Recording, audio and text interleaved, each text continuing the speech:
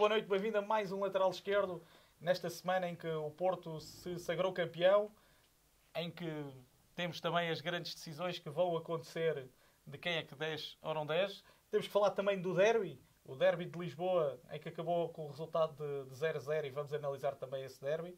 E também antever para a semana o Marítimo Sporting e o Benfica Feirense. E também não podemos deixar da equação o Sporting de Braga. Pedro, começamos então pelo Futebol Clube do Porto. Era expectável esta vitória do Futebol Clube do Porto? Boa noite.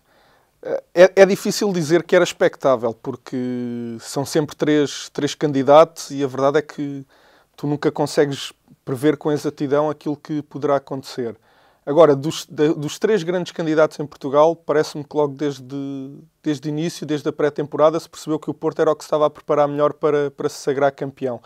E quando falo em preparar-se melhor, falo sobretudo no conjunto de jogadores que reuniu e depois a forma como se percebeu que o Sérgio Conceição já o estava a trabalhar dentro de uma ideia comum para conseguir chegar onde chegou no final da temporada. Mas é preciso deixar uma nota. O Sérgio Conceição agrupou todos os jogadores que tinham sido dispensados pelos anteriores treinadores ou tinham sido emprestados, e o Sérgio foi buscar esses atletas e conseguir um bocadinho, entre aspas, com os restos, porque não pôde ir contratar jogadores, aproveitou todos os que já estavam na estrutura e a partir daí conseguiu fazer esta equipa. Por vezes isso é mencionado num sentido um bocadinho pejorativo, mas não significa que os jogadores que estivessem emprestados que não tenham qualidade. Eu recordo-me do Ricardo, que era um jogador pretendido na Europa toda e que é o melhor lateral direito da Liga e estava emprestado e isso não lhe retira valor. Ou o Aboubakar, que era um jogador que já tinha tido sucesso na sua primeira passagem pelo Porto. Sim, e é um avançado com uma versatilidade muito grande e, portanto, o facto de ter estado emprestado não lhe diminui a sua qualidade. É óbvio que a grande surpresa é o Marega, porque estava emprestado a um clube menor e ainda que tenha feito uma época incrível no Vitória de Guimarães, se calhar era aquele que seria menos expectável que conseguisse render a este nível, mas recordo-me também o regresso do Reis, que nem sequer foi não foi muito utilizado, mas era um jogador que jogava na Liga Espanhola e, portanto, quando falamos dos regressos ao plantel do Porto, é importante perceber que são regressos de jogadores valiosos. E é importante perceber que o facto de o Porto não ter gasto dinheiro, não ter contratado na pré-temporada, também levou a que a direção do Porto decidisse não vender jogadores. E o Porto conseguiu manter o Brahimi, que era se calhar a grande figura, conseguiu manter os centrais, conseguiu manter o Iker Casillas e, portanto, conseguiu manter o Corona, que acabou por ter menos preponderância do que aquela que seria expectável. Conseguiu também com o Oliver Torres. Sim, que acaba por ter uma época bastante abaixo daquilo que seria esperado, tendo em conta a sua qualidade, mas também relacionado com o aparecimento do Sérgio Oliveira, que é um jogador que toda a gente sabe que sempre teve qualidade, mas que estava à espera do momento em que explodia. E, portanto, às vezes, esta questão também parece um bocadinho fruto da lesão do Danilo, porque até à data o Sérgio Oliveira não estava a ser intermitente, estava a ser utilizado de forma intermitente. Tinha jogado na Liga dos Campeões, por exemplo. Ele aparece em Alvalade, onde faz logo um jogo interessante, e depois no Mónaco, aliás, ele aparece no Mónaco, quando o Porto vence claramente o Mónaco, e depois joga em Alvalade, depois acaba por sair da equipa e estabelece com a saída do Danilo. Mas são tudo jogadores que, independentemente, alguns de terem estado castigados, outros de ainda não terem até à data expressado todo o seu potencial, eram jogadores que tu percebias que tinham potencial. O Porto tem, se pensares unicamente em termos individuais, tem o melhor lateral direito da Liga. À esquerda há muito equilíbrio entre aquilo que pode dar o Alex Telles, o Grimaldo e o Coentrão, mas o Alex Telles acabou por ser o melhor lateral esquerdo da Liga também. Tem dois centrais que são muito fortes. Até a saída do Bigalayun, né? Sim, porque não estava a ter minutos. E, portanto, entre aquilo que é individual... Mas há uma grande revelação, que é o Dalot. Sim, outro miúdo que já se sabia que tem uma qualidade imensa e que há de ser bastante melhor daqui a 2 anos e quando tiver mais experiência de jogos e mais experiência de Liga, mas também não é uma surpresa. Já há muito tempo que se está à espera que ele surja. Sim, e com uma capacidade física e uma qualidade técnica que acabam por fazer a diferença para quem joga no corredor. Muito na equipa B, quem acompanha a segunda liga já conhecia muito bem toda a gente sabia, e sabia da capacidade que quando ele entrasse que ele ia responder. Para aparecer a mentalidade, e portanto toda a gente sabia que quando ele tivesse a sua oportunidade iria com certeza, tal como eu disse, não joga ou não rende aquilo que vai render daqui a 2 ou 3 anos. Isso é o normal com todos os miúdos de 19, 20 anos. Mas já tinha qualidade no imediato. E, portanto, pegando naquilo que era o individual que o Porto construiu, com o que o Sérgio Conceição começou a desenhar logo na pré-temporada,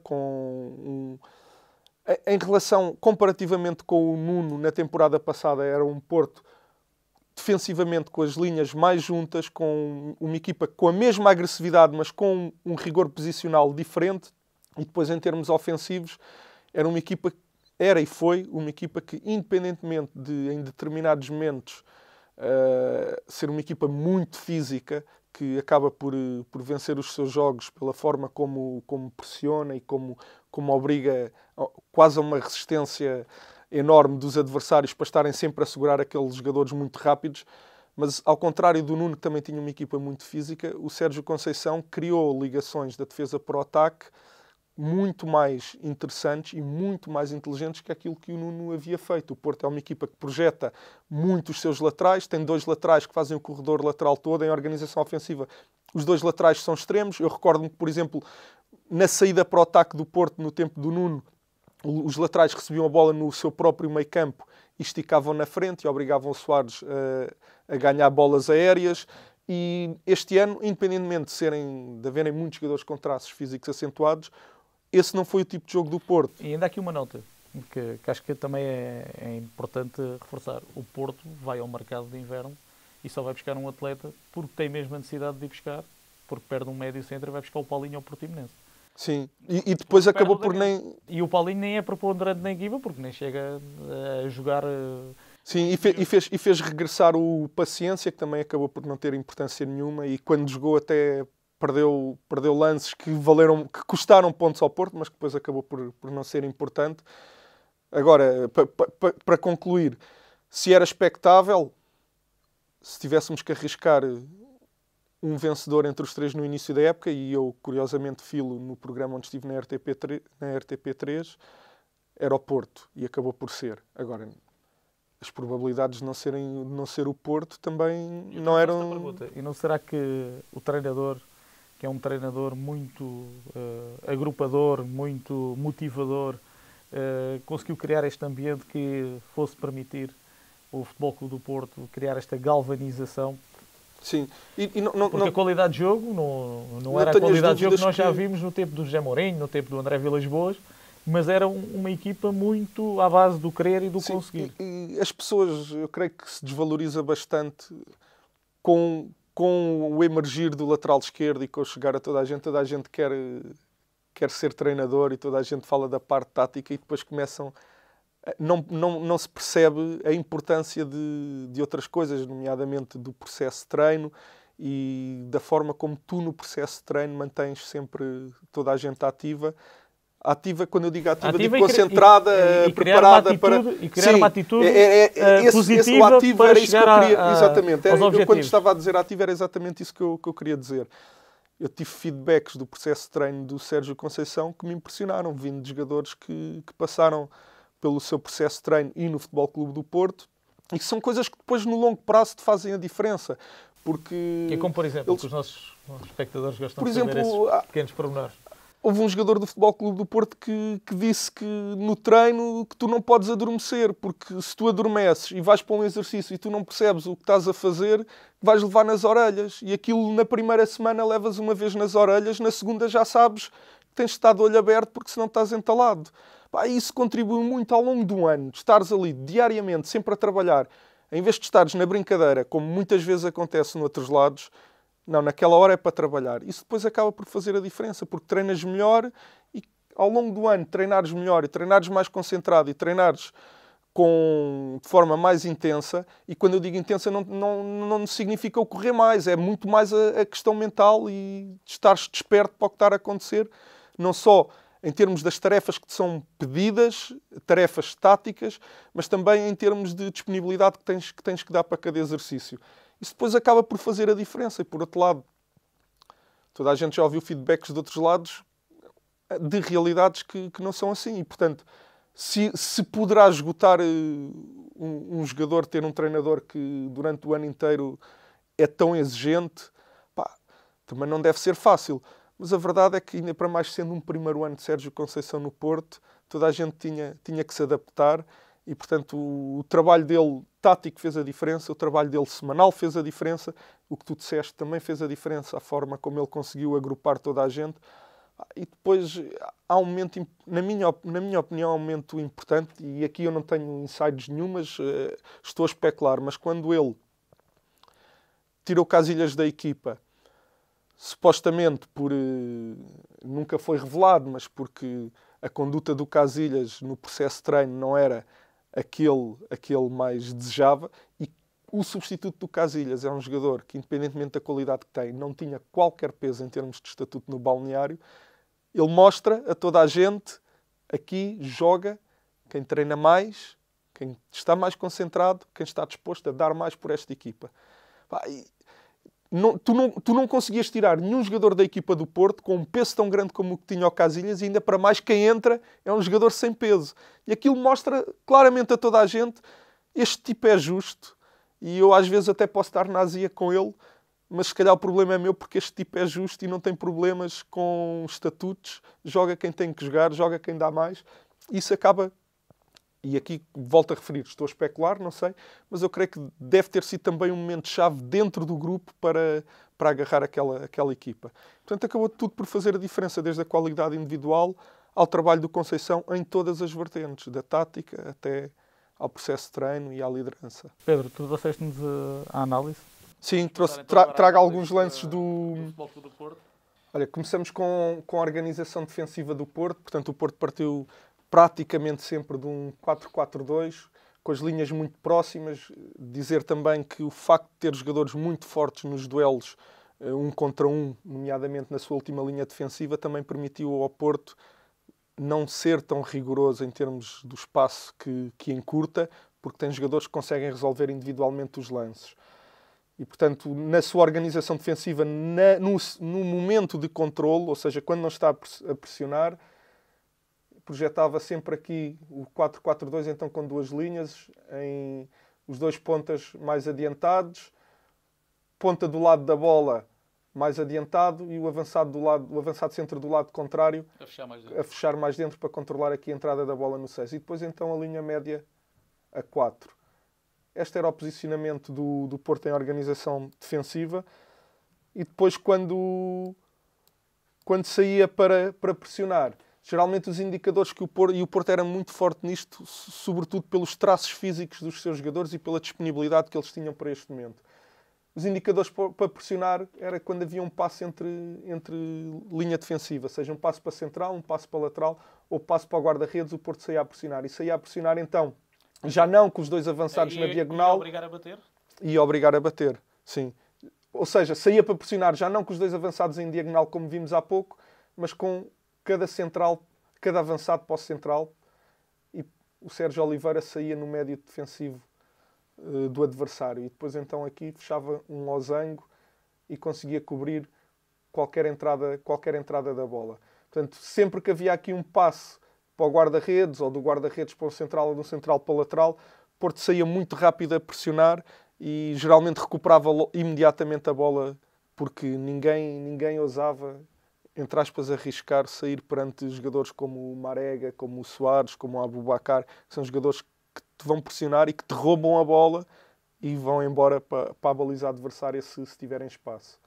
Okay? Portanto, isto foi sobretudo o Porto na organização defensiva no momento da construção. O que acontecia geralmente é que as equipas batiam a bola na frente e depois, com os tais traços físicos muito acentuados de jogadores como o Marcano, como o Filipe, ganhavam praticamente sempre a bola, ficavam com a bola na sua posse e o Porto passava para o seu momento de transição ofensiva. Se dava para sair rápido, saía rápido. Se não dava para sair rápido, mantinha a bola em organização. Quando roubava a bola, ou roubava em zona alta, que acontecia menos vezes porque as equipas não arriscavam tanto, ou em zona baixa. Quando recuperava em zona alta, os dois pontas saíam sempre, ou quase sempre, a procurar o espaço nas costas da linha defensiva, ok? E, portanto, sempre que o portador estava enquadrado, e são muito rápidos e muito potentes, quer qualquer um dos três, Aboubakar, Marega, o Soares não é tanto, mas também é muito forte e muito agressivo nestes movimentos. Curiosamente, neste lance até é o Soares que vai receber a bola em transição após a recuperação alta e faz golo no campo do Desportivo de Chaves. Portanto, era um Porto que, quando recuperava alto, saía muito rápido em direção à baliza adversária e foi sempre muito perigoso nesse momento. Quando recuperava a bola em zona mais baixa,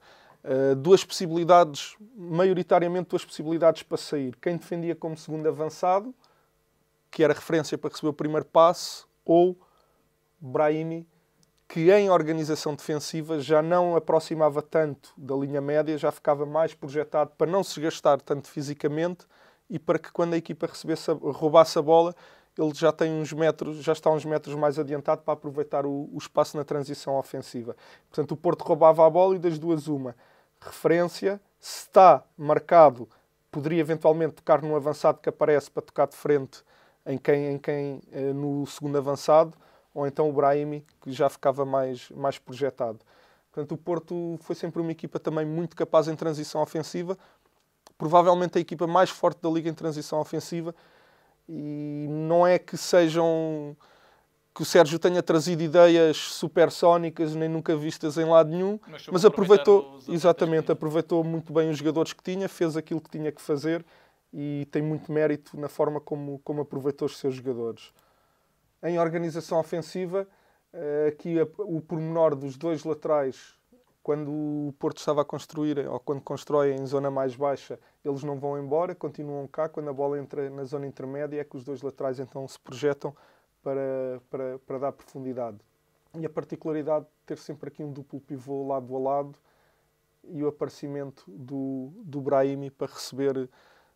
Não o primeiro passo geralmente saía sempre. A primeira ideia era fazer a bola entrar num dos médios e depois os médios então procurar o Brahimi já entre linhas. Isto na construção baixa do Futebol Clube do Porto, quando estava a entrar em zonas de criação. Aqui então, lateral e lateral já bastante projetados, os dois avançados que fixam linha defensiva e liberdade para Brahimi, e neste caso é o Otávio que partia da ala direita. Portanto, tínhamos sempre os dois alas, os dois extremos que defendiam como extremos em posição interior entre linhas, os dois avançados e os dois laterais. E era um bocadinho isto que eu estava a fazer a distinção entre o jogar do Nuno e o jogar do Sérgio Conceição. Porque o Sérgio Conceição, independentemente de aproveitar muito bem as características e os traços físicos dos seus jogadores, mas preparou aqui uma dinâmica com várias linhas de passe e com a entrada da bola em zonas de criação. E depois, quando chegava ao último terço, o Porto tinha soluções como mais ninguém tinha, porque se chegava pelo corredor lateral, não só tem, sobretudo à esquerda, um jogador que consegue colocar a bola na área com grande precisão, depois fazia chegar à área muita gente, não só os dois pontas de lança, mas aproximava os alas também. Portanto, o Porto muitas vezes consegue ter superioridade numérica na zona de finalização e ainda para mais tem jogadores, e aqui o claro destaque é para o Soares, que na zona de finalização são muito competentes, são agressivos, ganham as bolas e também finalizam com qualidade. Foi sempre uma equipa muito, muito corajosa na sua organização defensiva. Isso poderia eventualmente ter dado problemas na transição defensiva. O Porto foi sempre uma equipa que se expôs demasiado. Trago-vos aqui o espaço que havia para sair em transição defensiva, precisamente porque projeta sempre e bastante os laterais. Mas aqui a questão é que quando tu tens jogadores com as características de um Felipe ou de um Marcano, tu podes mais facilmente dar este espaço, ou quando tinhas o Danilo para recuperar e comer metros atrás, podes facilmente dar este espaço na tua transição defensiva porque tu depois consegues ir lá buscá-los. Outra coisa diferente é pegares nestas ideias e teres, por exemplo, um jogador como o Luizão a ter de comer estes metros todos, a ter de encostar no adversário. Aí, ou seja, as ideias não são boas por si só. podem ser boas, é preciso adaptar ao ter contexto, artistas, não é? obviamente. Exatamente. Que consigam Portanto, cumprir se tu tens, as se tuas tu tens ideias. um jogador que fisicamente é mais débil, não podes dar tanto espaço. Tens jogadores que te conseguem comer metros a grande velocidade, como o Porto tinha com aquele triângulo mais recuado, Danilo e os dois centrais. Portanto, pode perfeitamente defender assim, pode e pôde, que acaba por consentir poucos golos. O Porto acaba por ser a defesa menos batida da Liga, sofreu pouquíssimos golos, e não é nada que também não tivéssemos antecipado e não tivéssemos à espera, não só porque o Sérgio Conceição trouxe um bocadinho mais de rigor em relação ao passado, mas porque depois individualmente os jogadores que ele tem ao seu dispor são jogadores que resolvem muitos problemas, sobretudo resolvem muitos problemas nos duelos defensivos. Volto a reforçar que, se quiser ver esta análise mais detalhada, vá ao blog Lateral Esquerdo. Vamos agora para um curto intervalo. Até já, obrigado.